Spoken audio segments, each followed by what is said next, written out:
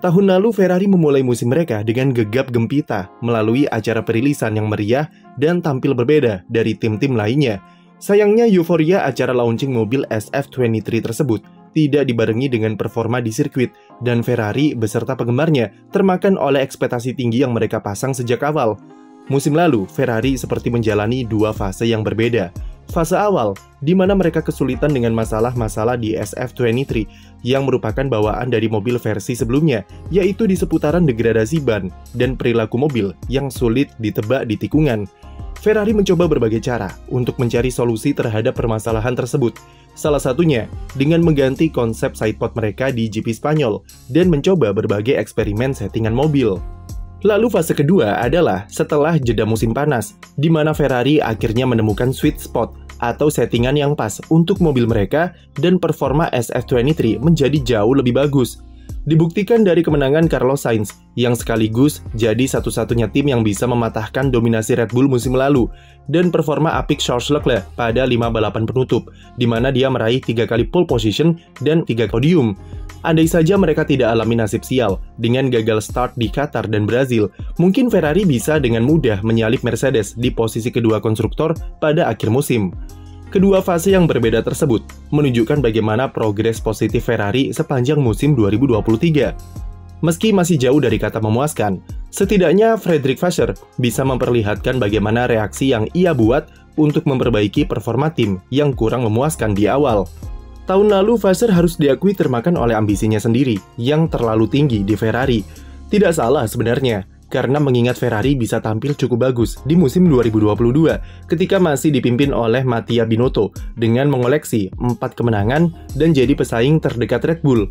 Namun Ferrari terlalu meremehkan perubahan-perubahan regulasi minor seperti floor yang naik 15 mm yang tidak cocok dengan konsep desain yang mereka bawa, yang kemudian berujung ke mobil yang masih membawa masalah serupa dari mobil pendahulunya.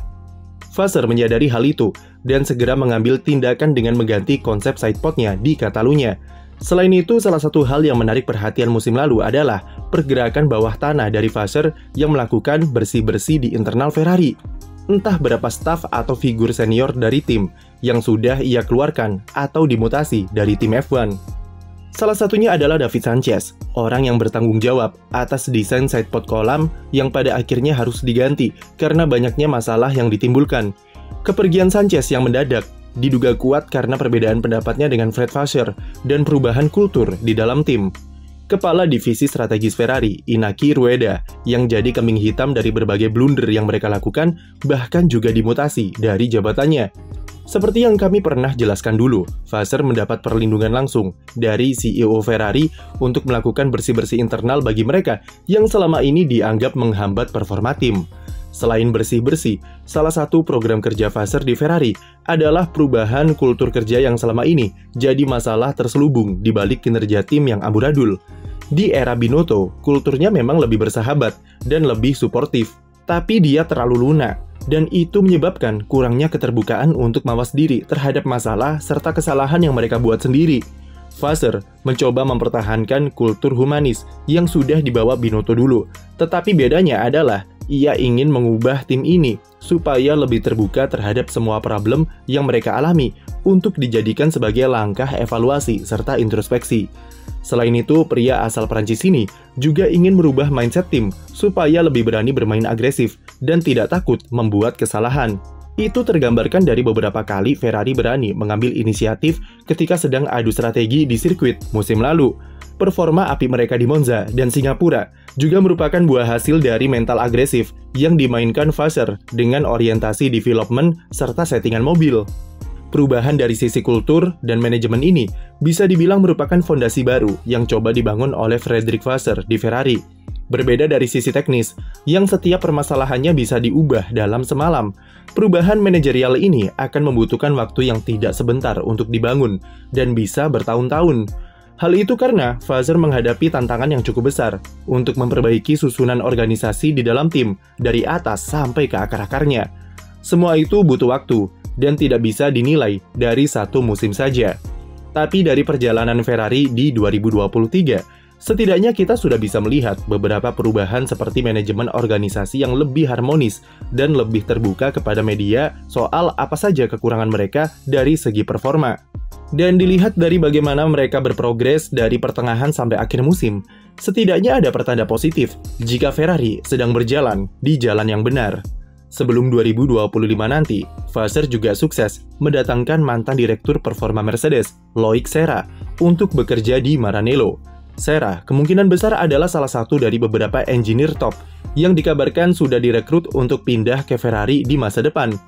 Memang mereka masih beberapa kali membuat kesalahan dalam masalah eksekusi dan reliabilitas yang belum diperbaiki betul. Tapi sekali lagi, membangun fondasi yang kokoh tidak bisa selesai dalam waktu semalam saja. Namun jika kita berbicara prestasi, tentu semua kembali lagi ke apakah Ferrari bisa membangun mobil yang kompetitif atau tidak. Ini akan jadi topik utama bagi mereka pada 2024 nanti. Karena mau sebagus apapun manajemen di internal, tapi jika mobilnya bapuk, ya hasilnya akan sama saja. Ferrari menjanjikan beberapa perubahan untuk mobil barunya nanti. Mobil yang dinamai sebagai Project 676 ini diharapkan memiliki handling yang mudah dikemudikan dan cocok dengan driving style kedua pembalapnya. Ada dua masalah utama yang coba Ferrari perbaiki dari mobil tahun lalu, yaitu sempitnya operating window atau rentang waktu di mana performa mobil bisa dimaksimalkan dan sensitivitas mobil terhadap angin serta curb. Kedua masalah itu membuat mobil SF23 musim lalu susah diprediksi perilakunya di tikungan dan grip ban depan yang kelewat agresif, berujung pada masalah-masalah lain seperti degradasi ban yang tinggi. Data yang mereka miliki dari development mobil setelah jeda musim panas akan sangat berguna untuk mengetahui apa saja yang perlu mereka ubah untuk mobil 2024 nanti. Target Ferrari cukup sederhana, yaitu mempertahankan efisiensi aerodinamika untuk top speed yang bagus di lurusan. Namun mereka tetap bisa mencapai keseimbangan mekanikal yang membuat mobil mudah dikemudikan di tikungan. Hal itu dipercaya bisa meningkatkan performa dari mobil secara alami dan memudahkan tim untuk mengutak-ngatik settingannya untuk mencari tambahan performa saat balapan. Ferrari sebenarnya sudah punya basic performa yang bagus di mobil 2022 dan 2023 dengan kecepatan yang mereka tunjukkan di kualifikasi. Namun ketika balapan, di mana mobilnya diberi beban 100 kg bahan bakar dan harus bermain long run, keunggulan Ferrari sirna seketika karena tidak mempunyai kestabilan mekanikal yang jadi faktor krusial di mobil era ground effect. Untuk mencapai target tersebut, Ferrari mengungkapkan jika mereka akan merombak besar-besaran desain mobilnya dengan 95% diantaranya adalah komponen baru. Belum jelas seperti apa konsep yang akan diusung Ferrari nanti, tapi kemungkinan besar tidak akan jauh-jauh dari konsep downwash yang mereka adopsi dari Red Bull. Desain gearbox digosipkan juga akan jadi salah satu area yang dieksploitasi Ferrari di 2024, di mana desain gearbox baru ini akan membuat area diffuser lebih besar dan memungkinkan suspensi belakang yang lebih ekstrim. Seperti apa mobil terbaru Ferrari ini, kita akan tunggu sampai tanggal 13 Februari mendatang. Tahun ini Ferrari tidak akan dihantui oleh ekspektasi besar dari publik, mengingat mobil musim lalu yang tidak bagus-bagus amat.